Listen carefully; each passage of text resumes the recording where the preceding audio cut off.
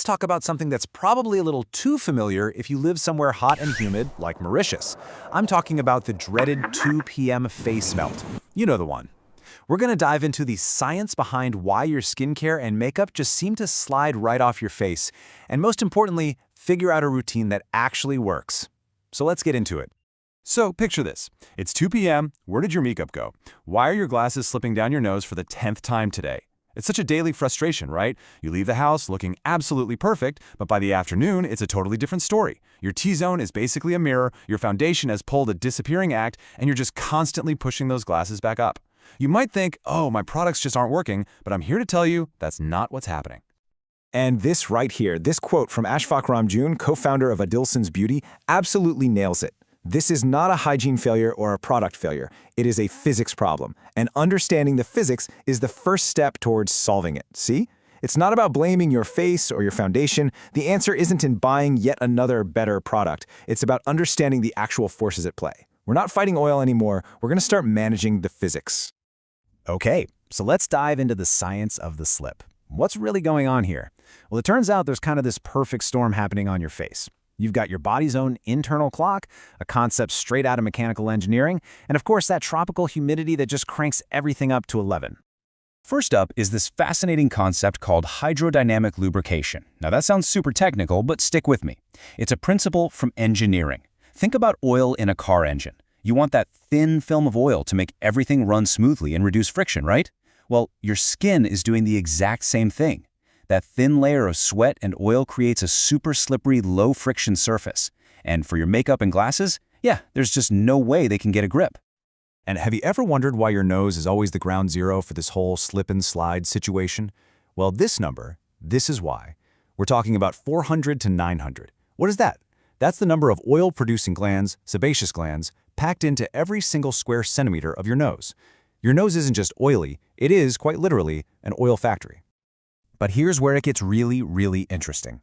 Those oil glands, they're not just pumping out oil all willy-nilly. Nope, they're on a schedule. Your skin has its own 24-hour biological clock. It's a circadian rhythm, just like the one that tells you when to sleep and when to wake up. And just like your sleep cycle, this oil production schedule has a very, very predictable peak. And here it is. We're calling it the 2 p.m. Sebum clock. Take a look. When you wake up around 6 to 8 a.m., production is just starting to rise. Through the morning, it's climbing, and then, bam! Right between 1 and 3 p.m., you hit the circadian peak. This is it. This is the biological reason your face melts at 2 p.m. And when you factor in the heat and humidity we get in Mauritius, that just supercharges the whole process, making that oil film even thinner, more fluid, and extra slippery. Okay, so we get it now, right? We understand the physics, we understand the biology. The question is, what do we do about it? How do we counterattack? Well, it's not about finding one single magic bullet product. It's a two-part strategy, and it's all about grip and control. So think of this like a two-pronged attack. On one hand, you need immediate grip. This is about increasing the surface friction right now to anchor your makeup and glasses so they don't go anywhere. But at the same time, you need long-term control. This is the long game. Actually reducing the amount of oil your skin is producing over time. You gotta do both. So how do we get that immediate grip? Primers. But they aren't magic. It's actually just clever science. Let's look at the ingredients. You have things like silica microspheres. Think of these as microscopic sponges that just soak up oil. Then you've got something called a VP/VA copolymer. This stuff actually forms a slightly tacky film on your skin that acts like Velcro for your makeup and glasses. And dimethicone cross-polymer creates this amazing, smooth mesh that absorbs oil while blurring your pores. It's all about knowing what these ingredients do and picking the right one for you. Now for the long-term control, the science is really clear on this one. The superstar ingredient is niacinamide. I mean, look at this chart. The data shows that using it consistently can slash your sebum production by 20 to 30% in just a month. That's huge. It basically works upstream, going directly to your oil glands and telling them, hey, just calm down a bit. And this quote really just brings it all home perfectly. Ashfaq says, in Mauritius, humidity, you need two things simultaneously: less oil produced and more friction on the skin's surface. Niacinamide handles the first, silica microspheres handle the second. It's that 1-2 punch. Niacinamide slows down the oil production at the source, and your primer, with things like silica, manages the oil that's already there. It's the combination that gets you results.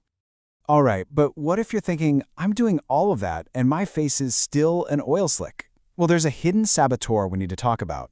It's a really common trap that so many people fall into, and it actually makes oily skin so much worse.